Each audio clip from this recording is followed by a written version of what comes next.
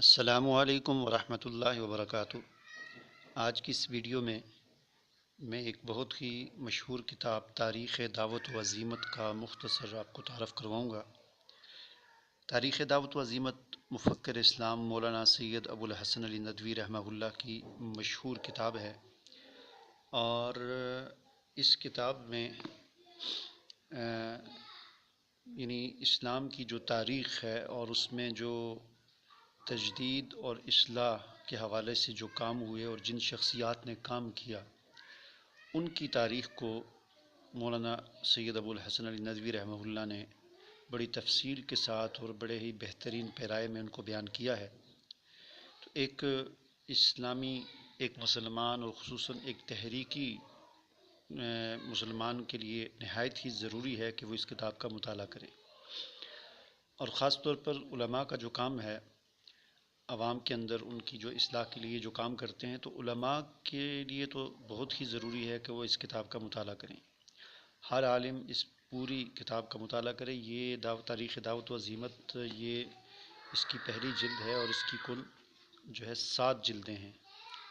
حصے اس کے 6 ہیں، یہ حصہ ششم ہے، اور ششم کے 2 جلدیں ہیں، تو کل اس کی 7 جلدیں ہیں۔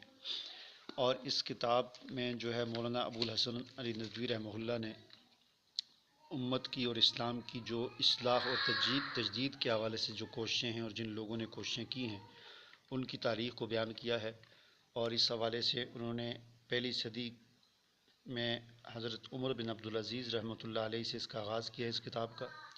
اور پھر آخر میں آ کر سید احمد شہید اور شاہ اسماعیل شہید، ان کے حالات تک کہ جتنے مشہور اسلام کے شخصیات گزری ہیں، جنہوں نے اسلام کی ترقی کے لیے، اسلام کی نشت ثانیہ کے لیے جو تحریکیں کھڑی کی، جو کام کیے، اور جو فتنے کھڑے ہوئے ان کی سرکوبی کس طرح کی، اس چیز کو بڑے ہی زبردست انداز سے اور بیان کیا ہے، اور اس پر پھر اپنا انہوں نے تجزیہ اور اپنی رائے بھی اس پر پیش کی ہے۔ تو ہر عالم کو اور ہر دین کے طالب علم کو، اور خصوصاً مختلف تحریکوں کے ساتھ جو وابستہ حضرات ہیں، جس طرح تبلیغی تحریک ہے، تبلیغی جماعت ہے، اور اسی طرح جمعیت علماء اسلام ہے، جماعت اسلامی ہے، یہ بھی ایک تحریک تھی پہلے، اور اب بھی ہے کچھ نہ کچھ، تنظیم اسلامی ہے، اور دیگر اس طرح کی جو ایسی تحریکیں جو اسلامی نظام، اقامت دین اور غلبہ دین کے لیے جو تحریکیں کام کرتی ہیں، تو ان کے ہر کارکن کو اور ہر ممبر کو اور ہر رفیق کو اس کتاب کا مطالعہ ضرور کرنا چاہیے۔ اور پھر اس کے علاوہ ہر عالم کو اس کتاب کا، خاص طور پر ایسا عالم کہ جس کا تعلق عوام کے ساتھ ہے، جو ممبر و محراب کا استعمال کرتا ہے، جو تقریر کرتا ہے، جو درس دیتا ہے، جو جمعہ پڑھاتا ہے، اس کے لیے نہایت ہی ضروری ہے کہ وہ اس کتاب کا مطالعہ کرے اور اپنے ایمان کو تازہ کرے کہ ہمارے اکابرین نے، ہمارے اسلاف نے اس دین کی نشت ثانیہ کے لیے، اس دین کی سربلندی کے لیے کیا کیا قربانیاں دیں اور کس طرح کام کیا۔